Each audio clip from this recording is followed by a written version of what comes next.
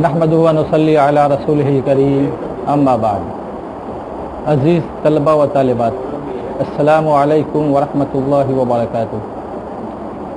सबसे पहले मैं 10वीं जमात के वो तलबा व तालिबात जो इस साल 2018 में SSC के एग्ज़ाम में बैठे हैं, उनके लिए मैं अल्लाह पाक से दुआ करता हूँ कि अल्लाह पाक उनके सारे मज़ामीन अच्छे तौर पे हों और वो कामयाब हों, अच्छे नंबरात से कामयाब हों और ज़िंदगी में अपना मकाम बनाएं। उससे पहले मैं काविश टीवी का शुक्रिया अदा करता हूँ कि उन्होंने 10वीं जमात के बच्चों के गाइड के लिए अरबी सब्जेक्ट में रहनुमाई के लिए उन्होंने मुझे मुंतखब किया और मैं आज आपसे मुखातिब हूँ।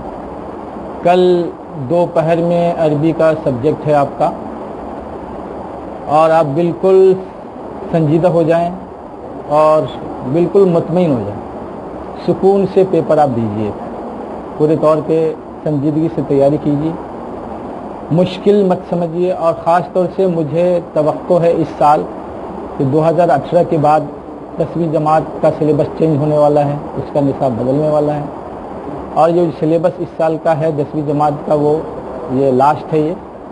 तो मुझे तवक्को है कि एग्ज़ामिनर्स ने कोई मुश्किल पेपर नहीं बनाया होगा, और तवक्को तो यही है। इसलिए ज़्यादा उम्मीद और तवक्को के साथ हमें एग्ज़ाम में बैठना है और अच्छे अंदाज में अरबी के पेपर को हल करना है। और ये आप समझ लें कि आपको मालूम ही है कि सिलेबस में 6 असबाक हैं, 4 नज़में हैं, उसके अलावा मज़मून लिखना है, ख़त लिखना है, इबारत का कुछ जुमलों का अरबी में जुमलों का तर्जुमा करना है। तो पहले मैं आपको बता दूं कि ये जो 6 असबाक हैं उसका तर्जुमा आप अच्छी तरह याद कर लें, और तर्जुमा जो याद करें वो अल्फाज मानी के साथ याद करें। आप तर्जुमा को रटें मत, अल्फाज मानी को पूरे तौर पे ज़हन नशी करें। अरबी इबारत को पढ़ के आप तर्जुमा को याद करें। तर्जुमा सिर्फ रट लेंगे, अरबी इबारत को सामने नहीं रखेंगे, तो उससे क्या होगा कि सही तौर पे आप तर्जुमा नहीं कर पाएंगे। तो ये 6 असबाक का जो तर्जुमा आप याद करेंगे तो अल्फाज मानी के साथ अरबी इबारत को सामने रख के, उसके बाद जैसा कि आपको मालूम है कि सवाल नंबर 1 जो आता है वो असबाक से आता है। तो अलिफ में जो है वो मुतबादल आता है। आपके किताब में जो मुतबादल वाले सवालात हैं या जुमले हैं और कौसैन में दिए रहेंगे, कोई मुश्किल नहीं है। आप अरबी इबारत को हमेशा जो सबक पढ़ेंगे, जो नज़म पढ़ेंगे, आप अरबी में उसको पढ़िए, एक बार रीडिंग कीजिए। रीडिंग करने के बाद वो सारे जुमले आपके ज़हननशी होंगे, तो फिर आपको मौजूद कौसैन में जो मुतबादल हैं, सही मुतबादल लाने में आपको कोई दिक्कत नहीं होगी। फिर हर सबक के बाद जो अरबी में सवालात हैं उसके जवाबात अरबी में देने रहते हैं। तो सबसे पहले आप सवाल को मद्देनज़र रखिए, और सवाल को मद्देनज़र रखते हुए जो जवाब है उस जवाब को याद रखिए। यहाँ पे रटने की ज़रूरत नहीं, यहाँ पे समझने की ज़रूरत है, क्योंकि आधा जवाब जो है वो सवाल में मौजूद है और बाकी जो जवाब है उसको ज़हननशी करना है आपको। तो इस तरह आप अरबी सवालात के जवाबात आसानी के साथ आप अरबी में दे सकेंगे। और इसके बाद तर्जुमा है। इसी तरह सवाल नंबर 2 जो है नज़म से है। तो अशार का तर्जुमा मुख्तसर जो है वो 4 नज़में हैं, आप उसका तर्जुमा याद कर लीजिए, सही तौर पे तर्जुमा कीजिए। एक शेर का 3 नंबर है, कोई मुश्किल काम नहीं है। उसके बाद इसी तरह उसमें अरबी में सवाल, अरबी में जवाब है, वो भी कोई मुश्किल नहीं है, आप आसानी से याद कर सकते हैं उसको। और उसके बाद तर्जुमा है। इसके बाद सवाल नंबर जो 3 है वो ग्रामर से आएगा। आपकी किताब में जो ज़िद वाले अल्फाज हैं, हम्मानी अल्फाज हैं, उसको अच्छी तरह ज़हन नशी कर लीजिए। वाहिद जमा जितने भी अल्फाज हैं उसको आप देख लीजिए, आपकी किताबी से आएंगे। फिर उसके बाद फ़ेल मुज़ारे से फ़ेल माजी से मुज़ारे में तब्दीली के लिए सवाल आएगा।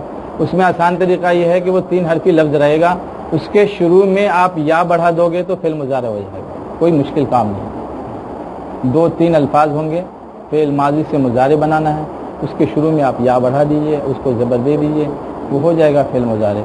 तो इस तरह ये आपका जो ग्रामर है वो 8 नंबर के, अलिफ बा जीम दाल 2-2 नंबर के, ये कोई आसान है और आप 8 नंबर को पूरे तौर पे हासिल करने की कोशिश कीजिए।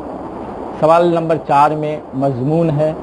اور لاسٹ ٹائم ہے آپ کا، تو میں آپ سے یہی مطلب یہ کہ امید کے ساتھ ہو سکتا ہے کہ اللہ پاک وہ اس طرح جو ہے وہ جو ہم نے اندازہ لگایا ہے وہ صحیح ہو جائے. آپ امی کو اچھی طرح یاد کیجیے، اسی طرح بیتی کو یاد کیجیے، اسی طرح منزلی کو یاد کیجیے، اسی طرح انا نفسی کو یاد کیجیے. انشاءاللہ اللہ پاک کی ذات سے امید ہے کہ ان چاروں مضامین میں سے کوئی ایک مضمون آئے. مجھے تو یہی توقع ہے اور اللہ پاک آپ کی مدد فرمائے. اسی طرح سوال نمبر جو 5 ہے، یہ تو سوال نمبر 4 ہوا مضمون کا، جو 6 نمبر کا ہے. اور یہ سب سے فائدے کی بات یہ ہے کہ آپ جو 12 پوائنٹس ہر مضمون میں سے یاد کریں گے اور صحیح صحیح لکھ دیں گے تو آپ کو پورا نمبر ملے گا. اور دیگر سبجیکٹ میں کیا ہے کہ پورا نمبر مضمون میں نہیں ملتا ہے، لیکن عربی میں آپ کو 6 کے 6 ملیں گے اگر آپ نے صحیح طور پہ 12 پوائنٹس لکھے. اب رہی بات سوال نمبر 5 کی، تو اس میں خط لکھنا ہے. تو خط کوئی بھی خط آپ یاد کر لیجئے، والد کے نام، والدہ کے نام، استاذ کے نام، پرنسپل کے نام، سہیلی کے نام، دوست کے نام. تو اس میں سے عام طور سے وہ آتا ہے، سب کے نام رہتا ہے. آپ کو یہ خط لکھ لیجئے، وہاں پہ جا کے لکھ دیں، کوئی ٹینشن میں آنے کی ضرورت نہیں. باقی بچے وہ یا تو خط لکھیے، آپشن والا سوال ہے، یا پھر وہ 4 جملوں کا ترجمہ کیجئے.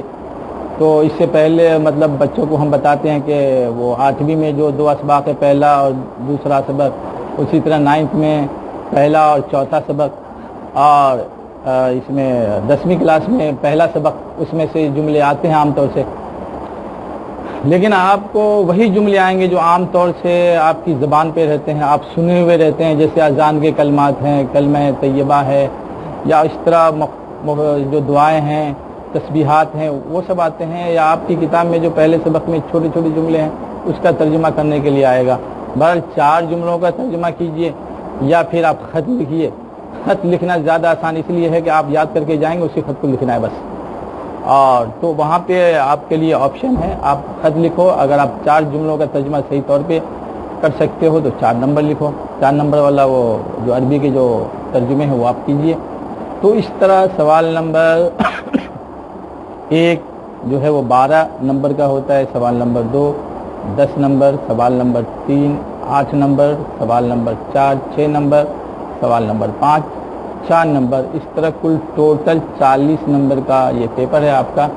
اور اللہ پاک سے ہماری دعا ہے کہ آپ جو ہے اللہ پاک آپ کی مدد فرمائے اور بالکل دل کے سکون کے ساتھ 2 رکعت نماز پڑھ کے دعا کر کے آپ اس پیپر کو کیجئے. اللہ پاک اس کے آپ کی مدد فرمائے. وما علینا الا البلاغ.